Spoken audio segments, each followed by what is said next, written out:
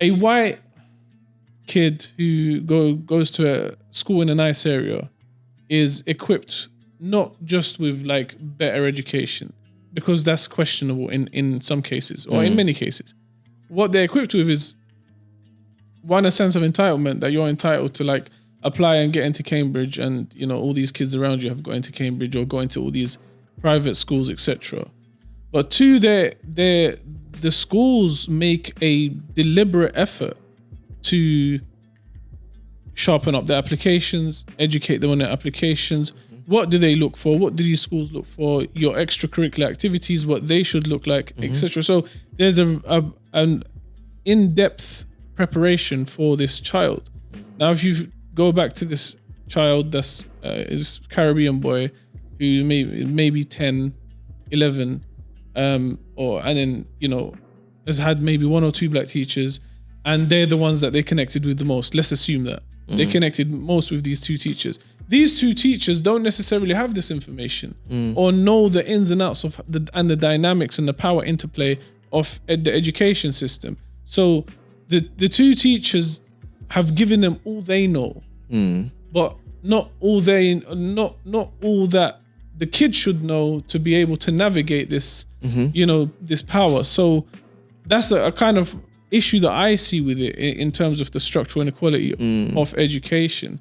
So I think that's key though, what you said though, the structural part of it, because it isn't the responsibility of that one or two teacher out of a teaching staff of, let's say, 100 staff members to give them what you've just said, schools, a whole school, a community, you know, would give a particular child. And I think that's sometimes the burden that, you know, being a black educator you might have. It's a burden I'll take on proudly, but that's why my gripe, my issue is with the education system, because the type of education that you just explained now, what I see, that's intentional, that's purposeful. You know, children that go to a particular school, like you said, they're trained, they're educated, not just with the academia side of things, but how to be able to speak, how to be eloquent, how to prepare themselves for debates at the parliament. They are the ones that get those jobs. So all of that is intentional. Whereas you look at, let's say, the typical, you know, mainstream local authority schools, they're not intentional with those type of things. That's not a focus, you know. Careers isn't even necessarily. But that's my point, focus. Though. That's the point that I'm trying to get to. It's the school's responsibility. Is that yes, we understand that, and I'm sure you've understood that for a long time, and we've all been aware of that, and you know, like people like Akal have spoken, you know, extensively about this sort of stuff.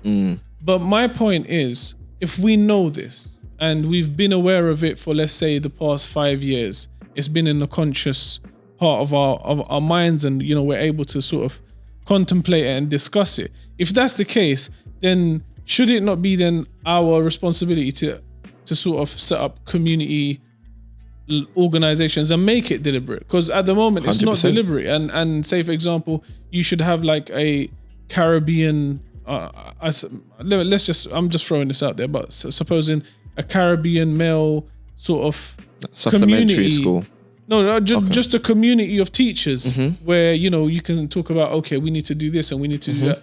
Maybe get the community at large involved. But then here's a question that a Caribbean friend of mine threw at me. He was like, we no longer have that sense of community that we once did. Yeah. So how much does that community aspect play into it? It plays a massive part in it. Because a school in itself, for me, is the hub of a community.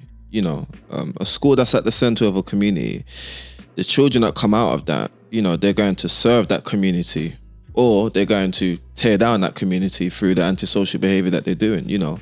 So the community part of it is key. You know, there's an African saying, I'm sure many of us have heard this before: it takes a community to raise a child. It takes a village to raise a child, not just the one person.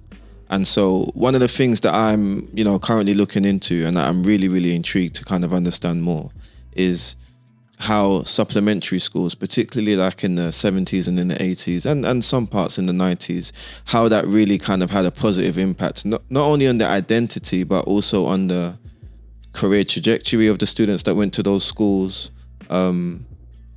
you know, the progress and the attainment. I'm genuinely intrigued because I think it's something that, you know, especially with the black community, I think we need to get back to. We have to really take responsibility for our children's learning.